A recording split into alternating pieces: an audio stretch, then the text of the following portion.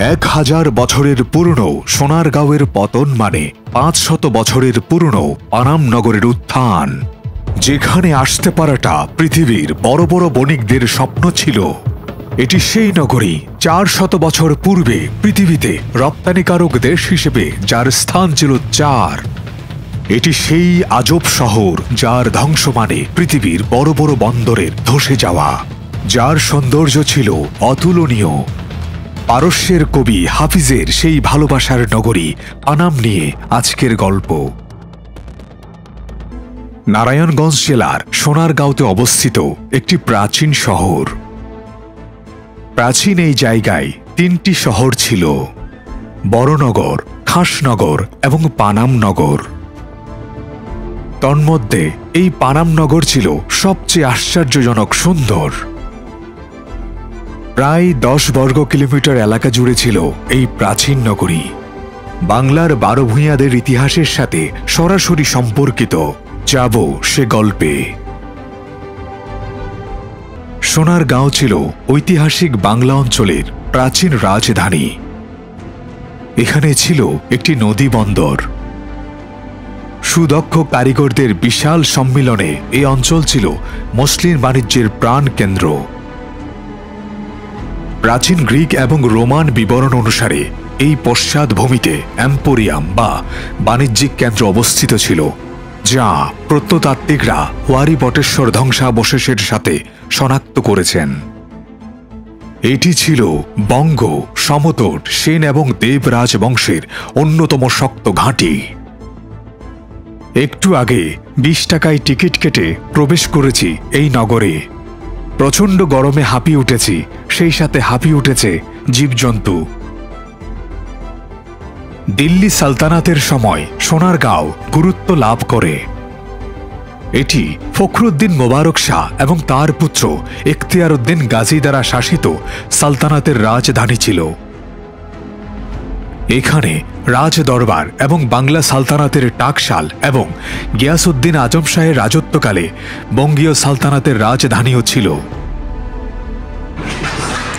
সেই সময় ছাদের আদল যেমনটা ছিল তার একটা রূপ দেওয়ার চেষ্টা করা হচ্ছে এখানে।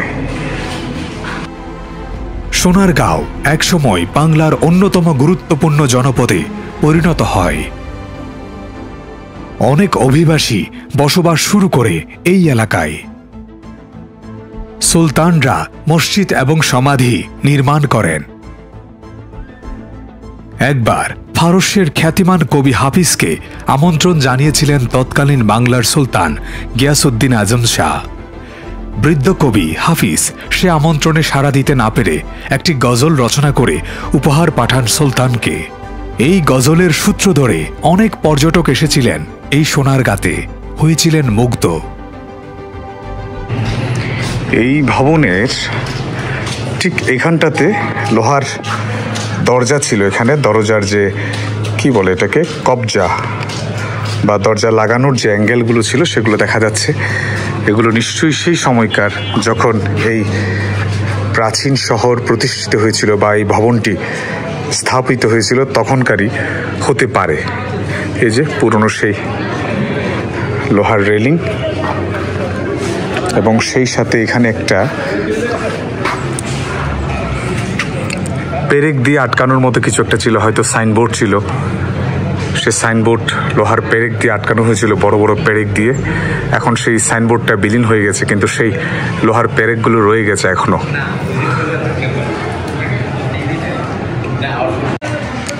দেখুন এই ভবনটি খুবই দৃষ্টিনন্দন, কি সুন্দর। এটির অভ্যন্তর আরো সুন্দর, কিন্তু আমি দেখাতে পারছি না যেহেতু এখানে তালা আছে। কিন্তু আমরা যদি একটু চেষ্টা করি, এটি দেখুন আভ্যন্তরীণ কিছু অংশ দেখা যাচ্ছে।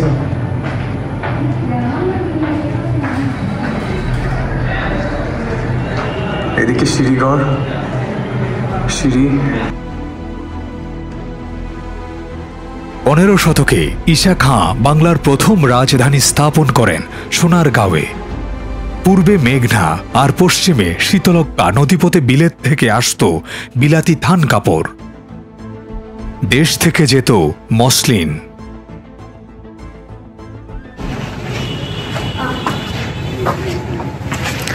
প্রাচীন একটা ঘরে আমি প্রবেশ করছি।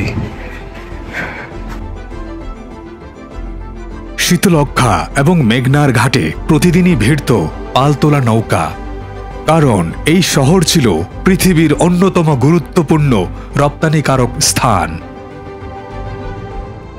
ওই সময় ইস্ট ইন্ডিয়া কোম্পানির বাণিজ্যিক কার্যক্রম এবং চিরস্থায়ী বন্দোবস্তের ফলে ইউরোপীয় অনুপ্রেরণায় নতুন ঔপনিবেশিক স্থাপত্য রীতিতে গড়ে ওঠে পানাম নগর। বন্দর অবনতির ফলে যখন দিনে দিনে সোনারগাঁওয়ের পতন ঘটছে, তখনই গড়ে উঠছে এই পানাম নগর। তাই ইতিহাস বলছে সোনারগাঁওয়ের পতন মানে পানামের বেড়ে ওঠা, এই শহরের বেড়ে ওঠা। আমরা অনেক সময় সোনারগাঁওয়ের ইতিহাসের সাথে পানাম নগরকে গুলিয়ে ফেলি, কিন্তু এই বিষয় দুটি ইতিহাসের দুটি অধ্যায়।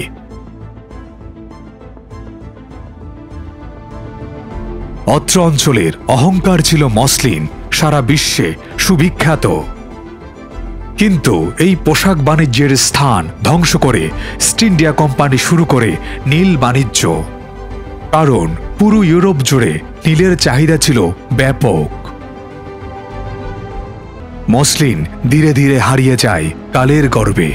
কৃষকদের বাধ্য করা হয় নীল চাষে, অলাভজনক নীল চাষ।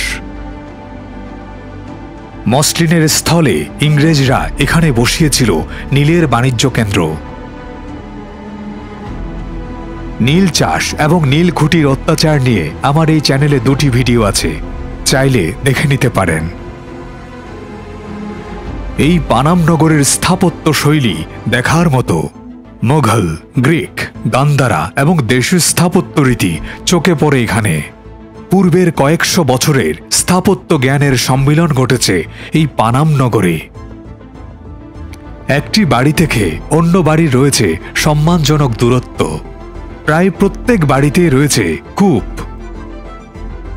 5টি বড় বড় পুকুর, অঙ্কিরাজ খাল এবং রয়েছে একটি পরিকা। অঙ্কিরাজ খালটি ক্রমশ ঢালু হয়ে মিশেছে নদীতে। পরিখাটা খনন হয়েছিল নিরাপত্তাজনিত কারণে, এই শহরকে রক্ষা করার জন্য। ঔপনিবেশিক সময়ে পৃথিবীতে বাণিজ্যের যে নেটওয়ার্ক ছিল, এটি ছিল তারই অংশ। ভেবে দেখুন কত গুরুত্বপূর্ণ ছিল এই পানাম নগর। এই বাণিজ্যিক নেটওয়ার্কের কারণে সারা পৃথিবী জুড়ে এই শহরের সাথে পণ্য, সংস্কৃতি এবং শিক্ষার আদান প্রদান ঘটত। ফলে এই নগরীর স্থাপনাগুলোর সাথে রয়েছে পৃথিবীর অনেক শহরের ভবনগুলোর মিল। বাংলার প্রাচীন শহর পানাম নগর, সেই পানাম নগরের কিছু ভবন আপনাদের দেখাচ্ছি। দেখুন কি প্রাগৈতিহাসিক মনে হচ্ছে সেই ভবনগুলো। একটা ভবনের এদিকে একটা সিঁড়ি ছিল, সেই সিঁড়ি এখন বন্ধ করে দেওয়া হয়েছে। পানাম নগরীর পরিকল্পনা একেবারেই নিখুঁত। নগরীর ভেতরে আবাসিক ভবন ছাড়াও ছিল মসজিদ, মন্দির, গির্জা, মঠ, গোসলখানা, নাচগড়, পান্তশালা, চিত্রশালা, খাজাঞ্চিখানা, দরবার কক্ষ, গুপ্তপথ, বিচারালয়, পুরনো জাদুঘর প্রভৃতি। এছাড়াও ছিল টাকশাল, যেখানে টাকা বা মুদ্রা ছাপানো হতো। ওই টাকশাল নিয়েও আমার ভিডিও আছে, দেখে নিতে পারেন। থেকে প্রায় 10 বছর আগে আমি একবার এসেছিলাম এখানে। সে সময় ঠিক এই জায়গাটার একটা ছবি উঠিয়েছিলাম, এই লেখাটার পিত্তহীন, এবং সেই ছবিটি আমার কাছে এখনও আছে, এবং 10 বছর পরে এখনও সেই চিকা বা সেই লেখাটা স্পষ্ট দেখা যাচ্ছে। এই পানাম নগরী যেমন সৌন্দর্যতার উৎকর্ষতায় ভরপুর ছিল, ঠিক তেমনি ছিল নির্মমতার সাক্ষী। এই নগরীর অনতি দূরে আছে নীলকুঠি। ইস্ট ইন্ডিয়া কোম্পানির নীল চাষের নির্মম ইতিহাসের নীরব সাক্ষী হয়ে রয়েছে পানামের নীলকুঠি। সেই নীলকুঠির পাশে গেলে এখনো আপনার গা শিউরে উঠবে, নির্মমতার আঁচ গায়ে এসে লাগবে। কি ছিল এখানে এত ছোট্ট পরিসরে? এটা হয়তো কোনো ব্যবসা কেন্দ্র ছিল, হয়তো কোনো দোকান, এরকম কিছু একটা। খুবই কারুকার্য খচিত। উপরের আলপনাটা দেখুন কি সুন্দর লাগছে। এই প্রাচীন শহরটিতে ঔপনিবেশিক ধাঁচের দোতলা এবং একতলা বাড়ি রয়েছে প্রচুর, যার বেশিরভাগ বাড়ি ঊনবিংশ শতাব্দীর, অর্থাৎ 1800 সালের আশেপাশে। মূলত পানাম ছিল বাংলার সেই সময়কার ধনী ব্যবসায়ীদের বসতক্ষেত্র। ব্যবসায়ীদের ব্যবসা ছিল ঢাকা কলকাতা জুড়ে, তারাই গড়ে তোলেন এই নগর। 1611 খ্রিস্টাব্দে মুঘলদের সোনারগাঁ অধিকারের পর সড়ক ও সেতু নির্মাণের ফলে রাজধানী শহরের সাথে পানাম এলাকার সরাসরি যোগাযোগ স্থাপিত হয়। পানাম পুল, যেটি এখন বিলুপ্ত, দুলালপুর পুল এবং পানামনগর সেতুর অবস্থান ও 3 দিকের খাল বেষ্টনী থেকে বোঝা যায় পানাম সোনারগাঁর একটি গুরুত্বপূর্ণ শহর ছিল। পূর্বেই জেনেছেন বাংলার স্বাধীন রাজা ঈশা খাঁর পদচারণা ছিল এই নগরীতে। সুলতানি আমল থেকে এখানে বিকশিত হয়েছিল বাংলার সংস্কৃতি দারুণভাবে। পানামের টিকে থাকা বাড়িগুলোর মধ্যে 52টি বাড়ি উল্লেখযোগ্য। পানাম নগরীতে রয়েছে একটি মাত্র রাস্তা, যার উত্তর পাশে আছে 31টি এবং দক্ষিণ পাশে আছে 21টি বাড়ি। অধিকাংশ বাড়ি আয়তকার, উত্তর দক্ষিণে বিস্তৃত, উচ্চতা 1 তলা থেকে 3 তলা পর্যন্ত। প্রতিটি বাড়ি ব্যবহার উপযোগিতা, কারুকাজ, রঙের ব্যবহার এবং নির্মাণ কৌশলের দিক দিয়ে উদ্ভাবনী কুশলতায় ভরপুর ছিল। ইটের সঙ্গে ব্যবহার করা হয়েছে ঢালাই লোহার তৈরি ব্র্যাকেট, ভেন্টিলেটর এবং জানালার গ্রিল। মেঝেতে রয়েছে লাল সাদা কালো মোজাইকের কারুকাজ। বাড়িগুলোতে নকশা এবং কাস্ট আয়রনের কাজ ছিল নিখুঁত। প্রায় প্রত্যেকটা বাড়ির ঘেরাটোপের মধ্যে রয়েছে উন্মুক্ত উঠান। অন্দরভাটি এবং বহির্ভাটি 2 ভাগে বিভক্ত। আমরা তো ভবন দেখে আসছি ওই দিক থেকে। অ্যাকচুয়ালি এই শেষের কয়েকটি ভবন এখনও দেখতে কি মনোমুগ্ধকর, কি সুন্দর লাগে। এই যেমন এখানে কাশীনাথ ভবন, 1305 সন বাংলা। সেই সাথে 34 নম্বরের বিল্ডিংটি দেখুন কি সুন্দর, এবং শেষের আরও 2-1টি বিল্ডিং নিশ্চয়ই আমরা দেখব এরকমই পরিষ্কার পরিচ্ছন্ন এবং সুন্দর।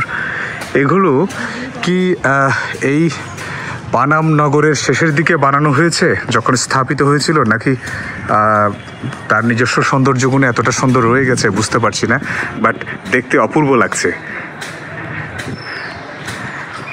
এই কাশীনাথ ভবনে বর্তমানে যারা এখানে আনসাররা আছেন, এখানে যারা দেখভাল করছেন, তারা এখানে থাকেন। মধ্যযুগে সোনারগাঁ বাংলার রাজধানী হওয়ার পর থেকে পানাম নগর ব্যাপক উৎকর্ষ লাভ করে। সেই উৎকর্ষতা থেমে যায় তখনই যখন ঢাকাকে সুবা বাংলার রাজধানী করা হয় 1610 খ্রিস্টাব্দে। 1757 সালে পলাশী যুদ্ধের পর এই শহরের আরও অবনতি ঘটতে থাকে, বিশেষ করে মসলিন বন্ধ হয়ে যাওয়ার পর। ব্রিটিশরা পুরোপুরি বাংলার নিয়ন্ত্রণ নেওয়ার পর এখানকার সম্ভ্রান্ত মুসলমানরা ব্রিটিশদের সঙ্গে অসহযোগিতা করায় ব্রিটিশরা এখানকার বাসিন্দাদের প্রভাব প্রতিপত্তি কমানোর উদ্যোগ নেয়। একই সঙ্গে তারা এখানে উচ্চবর্ণের হিন্দুদের পুনর্বাসন করে, কেবলমাত্র তাদেরই যারা তাদের সহযোগিতা করেছিল। ফলে এই নগরে সৃষ্টি হয় হিন্দু ব্যবসায়ীদের একটি শক্তিশালী অবস্থান। অতীতে এখানে বসবাসকারী অনেক ব্যবসায়ী যারা ব্রিটিশদের সঙ্গে সহায়তা করেনি, তারা ক্রমে এই এলাকা ছেড়ে চলে যেতে বাধ্য হয়। ফলে পানাম নগরের বিস্তীর্ণ এলাকা ক্ষতিগ্রস্ত হয়, ভেঙে ফেলা হয় অনেক বাড়িঘর। এভাবেই ধ্বংসের ধারে পৌঁছে যায় ঐতিহাসিক পানাম নগরী। বর্তমানে পানাম নগরে রাস্তার 2 ধারে পুরনো যেসব ভবন দেখা যায় তা মূলত ব্রিটিশদের সহায়তায় গড়ে ওঠা ঊনবিংশ এবং বিংশ শতাব্দীর হিন্দু উচ্চবর্ণের ব্যবসায়ীদের তৈরি। ব্রিটিশরা চলে যাওয়ার পর এই শহরের প্রতিপত্তি হ্রাস পায়, ক্রমেই পরিণত হয় এক ভুতুড়ে এলাকায়। ব্যস্ত কোলাহলের জায়গা দখল করে ভয়ঙ্কর নীরবতা। অযত্ন আর অবহেলায় পানাম নগরের বাড়িগুলোতে শেওলা ধরেছে। ভেতরের পরিবেশ স্যাঁতস্যাঁতে গুমট। বাড়িগুলোর দেয়ালে গজাচ্ছে গাছপালা, অনেক বাড়ির ভেতরে ঢুকে গেছে গাছের শিকড়। চৌকাঠ রেলিং খুলে পড়েছে। বন্ধুরা, এটাই সেই পানাম শহর, পানাম নগর যাই বলি। 1500 শতকে ইশাকার আমলেই এই শহর প্রতিষ্ঠিত হয় এবং একসময় খুবই রমরমা ছিল এই শহর। সেই শহরের ভগ্নাংশ দেখে, ভগ্নাবশেষ দেখে আমরা এখনো আন্দাজ করতে পারি 52টি ভবন এখনো কোনো রকমে টিকে আছে, অস্তিত্ব জানান দিচ্ছে এই শহরের। এই স্থানটার প্রত্যেকটা ভাজে ভাজে হয়তো আরও অনেক স্থাপনা ছিল যেগুলো কালের গর্ভে হারিয়ে গেছে, এখন তার কিছুই অবশিষ্ট নেই। কিন্তু যতটুকু টিকে আছে এটা দিয়ে আমরা বুঝতে পারি কি সমৃদ্ধশালী ছিল, কতটুক মাথা উঁচু করে থাকতো বাংলার এই প্রাচীন নগর পানাম নগর, এই পানাম সিটি। কি ছিল না এখানে? সবই ছিল, সবই। ব্যবসা কেন্দ্র, শিক্ষার পরিবেশ, রাজকার্য পরিচালনার জন্য স্থল, সেই সাথে আরও অনেক কিছুই যা একটা রাজ্যে থাকে। বাংলার বারভূঁইয়া ইশাকার আমলে প্রতিষ্ঠিত হয় এই পানাম নগরী প্রায় 1500 শতকে। ইতিহাস বিখ্যাত সেই সোনারগাঁও, সেই পানাম এখন কেবলমাত্র নামেই রয়েছে। সময়ের আবর্তে হারিয়ে গেছে তার অতীত জৌলুস। বিশ্বের 100টি ধ্বংসপ্রাপ্ত শহরের মধ্যে এই পানাম একটি।